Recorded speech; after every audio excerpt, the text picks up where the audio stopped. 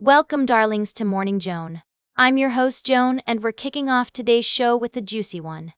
You know I love a good comedy, and it seems like Mark Wahlberg is serving up some laughs in his latest film, Balls Up.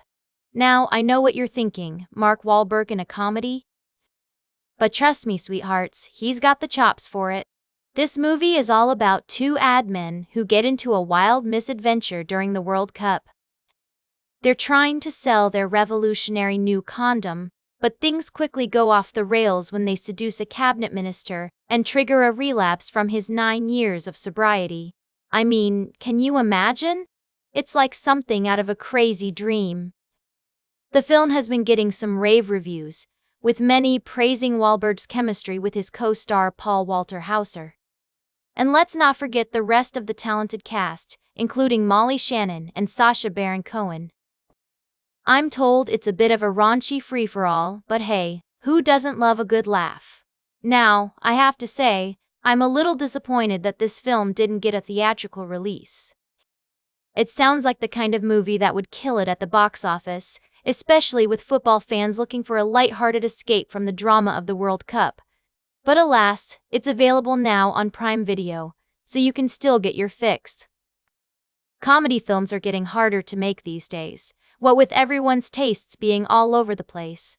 But Balls Up seems like it's hitting all the right notes: juicy dialogue, wacky characters, and a healthy dose of silliness. And let's give it up for the composer, Dave Palmer, who's bringing some classy vintage samba and bossa nova sounds to the table. So, if you're looking for a fun and frivolous watch, Balls Up might be just the ticket. And don't worry, I won't spoil it for you, but let's just say it's a wild ride from start to finish. We'll be right back with more tea on Morning Joan. Welcome back to Morning Joan, darlings. Today we're diving into the fascinating world of old Hollywood, and I have a story that's just too delicious to keep under wraps. You know how much I adore a good scandal, and this one's got it all: murder, glamour, and a dash of plagiarism. Now, let's talk about the one and only Joan Crawford, shall we? This screen siren was known for her fearless approach to edgy material, and her 1932 film, Letty Linton, is the perfect example. The movie tells the story of a glamorous murderer, and Crawford just ate up the role. But what's really interesting is that the film was withdrawn from circulation in 1937 due to a plagiarism lawsuit. Yes, you heard that right. The playwrights who wrote the original play, Dishonored Lady, sued MGM for stealing their work. But here's the thing, even though the film disappeared from sight, its influence on fashion lingered. That iconic white organdy dress with oversized frilled sleeves, designed by Adrian for Crawford, became a sensation. It was replicated and sold in vast quantities, and soon, puffed and embellished sleeves were all the rage. I mean, who wouldn't want to look like Joan Crawford, am I right? Now, fast forward to today, and thanks to the efforts of Crawford's grandson, Casey Lalonde, Letty Linton is finally being re-released after 90 years. The film has been restored in 4K, and it will have its first legal screening at the TCM Film Festival in Los Angeles. I must say, I'm thrilled to see this piece of Hollywood history back in the spotlight. And speaking of fashion, can we talk about how Letty Linton influenced the industry? According to Hollywood costume designer Edith Head, that Letty Linton dress was cinema's single biggest influence on fashion. I mean, it's no surprise who wouldn't want to wear a dress that exudes Art Deco glamour. Welcome back to Morning Joan, darlings. We're closing out the show today with a story that's got everyone in the fashion and social media world talking. You may have seen it on your feeds. U.S. influencer Ashley Robinson, also known as Ashley Janae, died while on vacation in Zanzibar with her boyfriend, Joe McCann.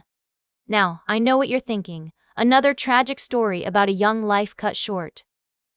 But here's the thing, there's suspicion surrounding her death, and it's getting juicier by the minute. Can we talk? The official story is that Robinson died after being found unconscious in her villa, but the details are sketchy at best. Her family is seeking answers, and rightfully so. I mean, one moment she's celebrating a marriage proposal, and the next, she's gone? It just doesn't add up. And don't even get me started on the boyfriend, Joe McCann. His passport has been withheld by local officials, which sounds like code for, "We're not sure what's going on, but we're watching you, buddy."